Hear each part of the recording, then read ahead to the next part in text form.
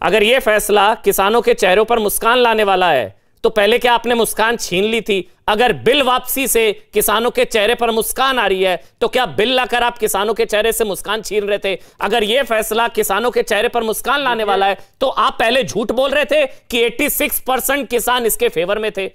86% किसानों का क्या होगा? अब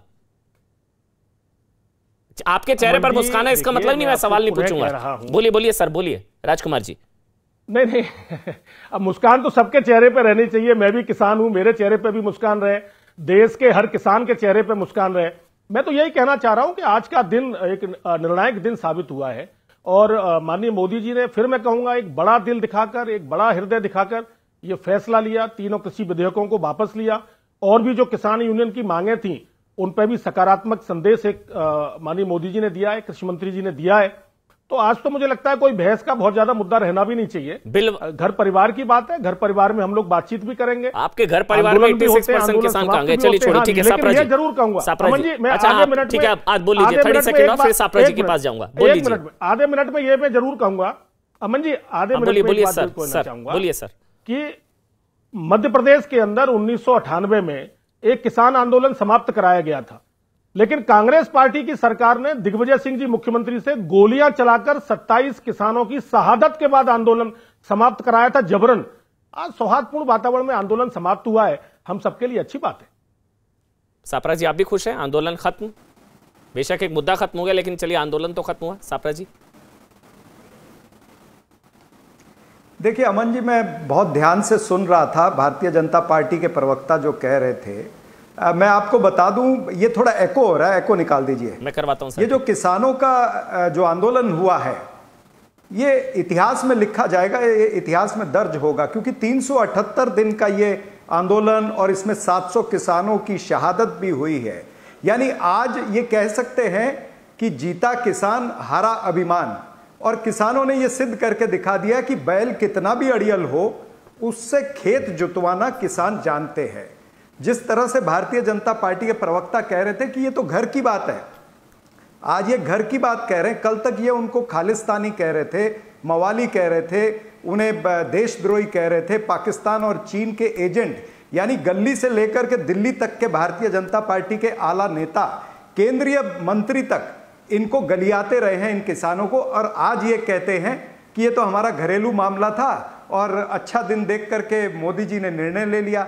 यानी पहले जो निर्णय लिए थे वो बुरे दिन थे। तो ये कहीं ना कहीं भारतीय जनता पार्टी भी असमंजस में है कि हुआ क्या है। इनके नेता पहले जब बिल आया तब उसकी अच्छाइयां समझाते रहे, अब बिल वापस लिया है तो उसकी अच्छाइयां समझाने लग गए। तो कहीं ना कहीं ये भूल गए। और जिस तरह से ये कह रहे थे कि भाई ये मोदी जी ने अच्छा निर्णय लिया, मैं ये कहना चाहूंगा कि ये मजबूरी में निर्णय लिया गया है। यानी मरता क्या नहीं करता। इनको पता है कि 5 राज्यों के अंदर चुनाव है, उपचुनाव के नतीजे इन्होंने देख लिए हैं। किस तरह से हिमाचल के अंदर इनका सुपड़ा साफ हो गया, कर्नाटका, महाराष्ट्र, सब जगह में भारतीय जनता पार्टी हारी है। और 5 राज्यों के चुनाव देखते हुए और खास करके उत्तर प्रदेश, उत्तराखंड और पंजाब के चुनाव देखते हुए ये मोदी जी को निर्णय लेना पड़ा। ये मजबूत सरकार नहीं, मजबूर सरकार है। तो मजबूर सरकार ने मजबूरी में यह निर्णय लिया है। तो यूपी चुनाव तक चलना चाहिए था आंदोलन। नहीं, ये तो किसानों के संगठनों के ऊपर है।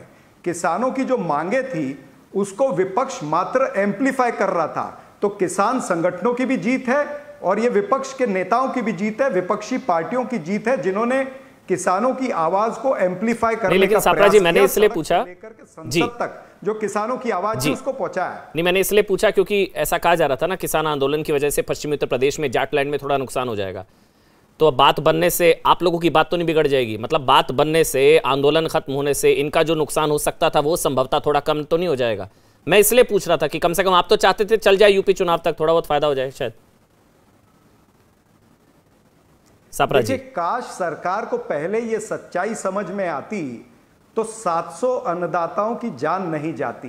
यही मैं कहना चाहूंगा। लखीमपुर खीरी के अंदर जिस तरह से किसानों को रौंदा गया है, टायर तले कुचला गया है, और जिस तरह से अजय कुमार मिश्रा टेणी के बेटे को बचाने का प्रयास हुआ है और टेणी ने आज भी राजीनामा नहीं दिया, वो मांग अभी भी इनकी पेंडिंग है किसान संगठनों की। तो ये सारे विषय जो है ये जनता इतनी आसानी से भूलने नहीं वाली है। मात्र उत्तर प्रदेश का किसान ही नहीं, पूरे देश का किसान इस आंदोलन को तो नहीं भूलेगा। इसीलिए मैंने कहा कि यह आंदोलन इतिहास में लिखा जाएगा। 378 दिन का यह आंदोलन, ये जिस तरह से आजादी का आंदोलन हुआ था, उस समय इनकलाब जिंदाबाद बोला जाता था, उसी तरह का यह आंदोलन हुआ है।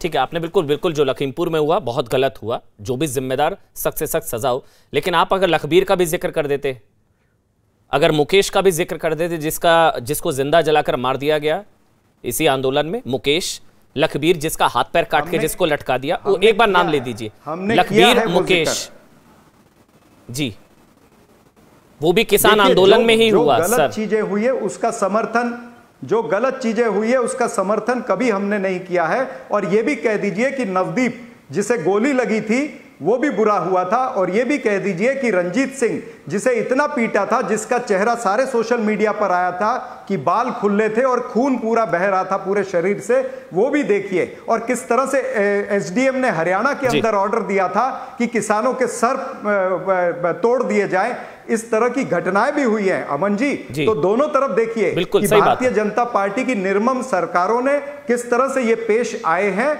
और आज जो निर्णय हुआ तो आज ये उसकी वकालत करने के लिए बैठे हैं कि मोदी जी ने ये अच्छा निर्णय किया।